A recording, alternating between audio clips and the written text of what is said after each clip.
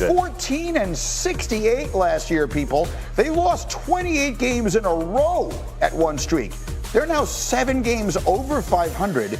That increase in win percentage from last year, if it holds up, would be the 6th biggest increase from one season to the next in NBA history. And all 5 of the previous ones added a future Hall of Famer in the previous offseason. The Pistons did no such thing. They're just playing great. So that was the story of the night. The story of the year is that guy. Since making his Lakers debut on February 10th, Luka Doncic has averaged nearly a triple-double, 19 points, 9 boards, 7 assists, coming off an actual triple-double Tuesday night, the first he had in a Laker uniform. Since his Lakers debut on February 10th, the Lakers rank 4th in defensive efficiency. All we talked about was how their defense was going to fall apart. So far, it hasn't. In fact, they were 18th in the league in that regard before the trade. Small sample size, I get it. The hot run predates them acquiring Doncic, in fact. LA 13-3 going back to January 21st. Best record in the NBA in that time. Lakers are right now 5th in the West, but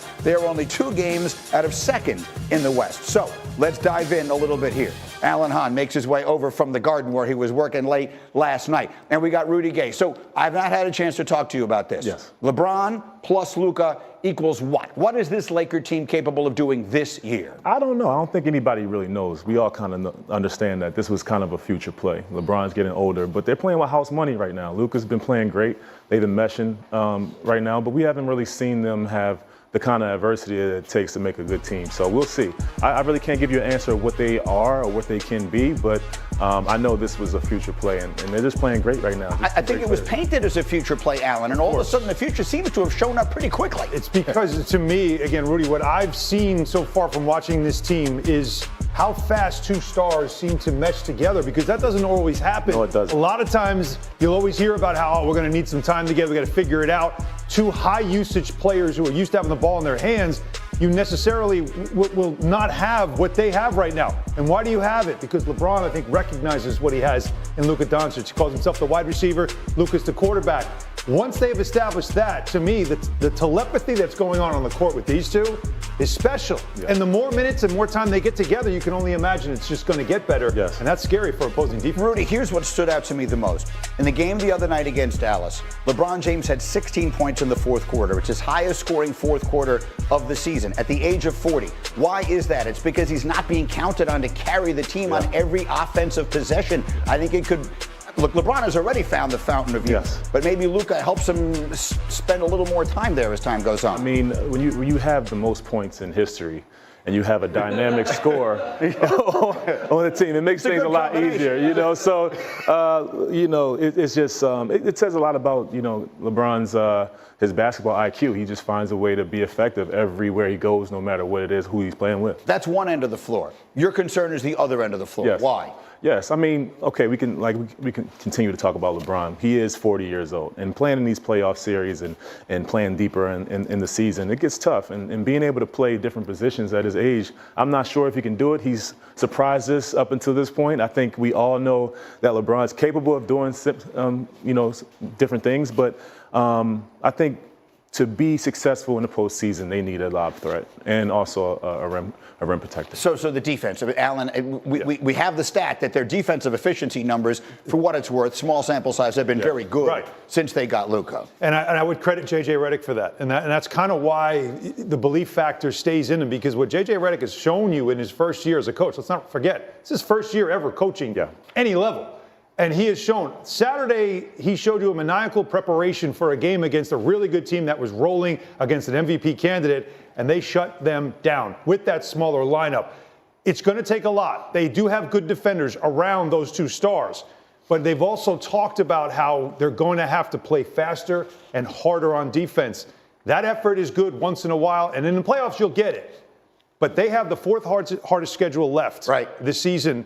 And they've got a killer march against some of the best teams in the West. And so, as Rudy said, it's going to get tested, and we're going to really see what they're about. We'll see where they wind up in the standings. So I'll finish it with this, part of it with this. We define a legitimate contender or a playoff run as winning 2 series. Yes. You win 2 playoff series, you make a playoff run. Yes. Can this Lakers team win 2 playoff series this year? I'm not quite sure about that. I'm not sold on that. I mean, JJ's been like coaching great, and he also has the best assistant coach in the league in LeBron James. So I think they have a chance. They have a really good chance because of their star power, but I'm not quite sure. We're not sold on the defense. We'll get back to them. In the meantime, on the opposite end of the spectrum, heading in the other direction, are the Phoenix Suns and their aging superstar, Kevin Durant. He remains in Phoenix after thwarting a potential return to Golden State before the trade deadline a few weeks ago. We've been waiting to hear KD open up on this thing, and he did on Draymond Green's show, offering these insights. Listen to this.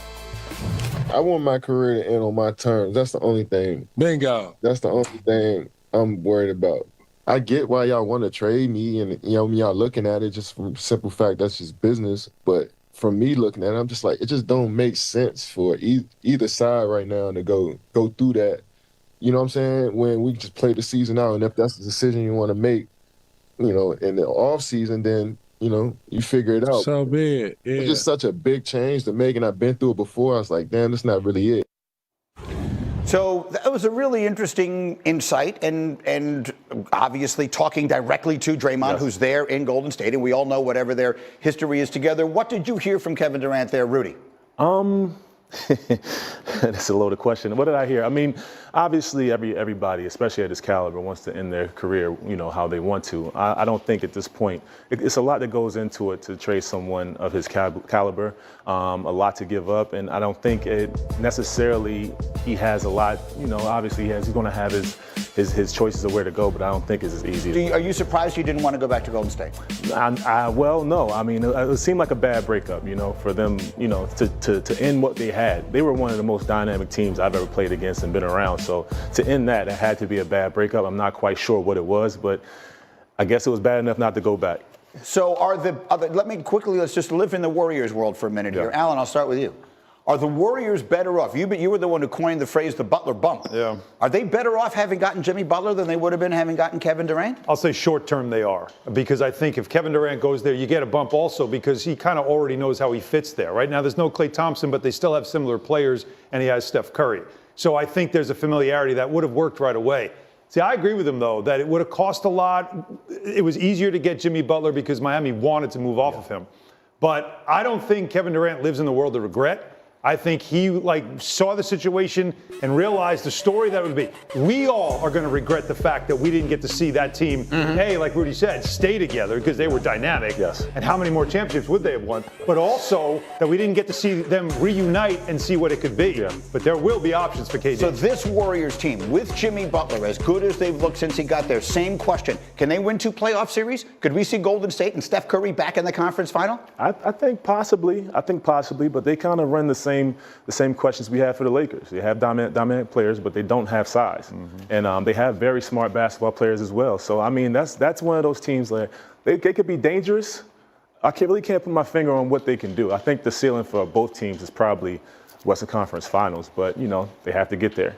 If they get there, then we're really getting someplace. In the meantime, I asked everyone, where would you like to see Kevin Durant go? Where do you think he should go? Finish his career on his terms. Obviously, he'll make this choice, but what the heck? It's our show. We can make this choice for him as well. Alan, where should he go? Well, I'll tell you what, the first thing I would do, and we'll see how the playoffs play out. If the Oklahoma City Thunder don't reach the finals again, Sam Presti, you got to get off that pile of draft picks and bring KD home. Because you can't keep running into that wall with this really talented young team and just keep saying, well, we're young. No, maybe you just need that one more piece that puts you over the top. What a story this would be. Bringing him back to OKC where it all started, where he won his MVPs, where he thought he had a chance. He got to his first finals, and have him get the franchise to the finals again and maybe even win one. It's right out of LeBron's book, right? LeBron goes back to Cleveland, wins a championship, makes up for all of the stuff. I would love the idea of him going to OKC. Rudy, put Kevin Durant someplace. I say Miami. This is Pat Riley's chance to say, I had to and just, come in and have a dynamic player and try to win a championship. I think they have the infrastructure he could fit right in. I want to throw one other possibility in there, and that is Dallas. I don't think there is a more motivated team and more motivated general manager in sports. That worked. As ridiculous as it sounds, you're right. I don't think they think it didn't work. I think we just think it didn't work. Plus, they've got the guys. They've got Anthony Davis. They've got that's the key bigs. piece. Yeah. And they've got a guy, Nico Harrison has got to want to win a title before Luka does in L.A. more than anyone has He ever didn't show you wanted he's not all in anything. now. He would be if he makes that I think move. that would be a fascinating one. Meanwhile, busy night in the NBA. Let me run the floor. Alan, you were there. Jalen Brunson, 12 of the Knicks' 14 clutch time points as they held off the Sixers yesterday. What did you see from the Knicks last night? Well, I saw them again, what we've seen over the last couple of weeks now with them, at their best sometimes offensively and at their worst a lot of times defensively. Second half defense was poor, and Brunson had to bail them out. Thunder came from 18 down to beat the Nets last night. OKC 13-7 in games in which they trail by double digits. That is on pace to be the best winning percentage in that stat by any team over the last 25 years. And then, Rudy, I want to show you a dunk last night from Portland's Shaedon Sharpe on the Wizards. First, he's going to turn defense into offense, all right? So he's going to make it. Oh! Ooh. Rudy? What are these kids eating nowadays? God, what are you talking about? That doesn't look like you. No, it doesn't. I think you see yourself in that. We got one that looks like you. Give me Rudy Gay's best dunk. Give me Rudy Gay's best dunk. Right over here. Rudy, look, turn around. Here we go. Oh, what is this? Tell me about this play. What kind of camera was that? This is in. Okay. You don't need high def to see how good this was. Oh, you didn't have high def then, but you know what? That's about 20 pounds ago. It's about, and it's about 20 years ago. Yeah, that too. Your best days were in standard definition. Yeah, can you guys give me that? I need that for my kids. The only thing missing And yet was that's you pretty going good. like this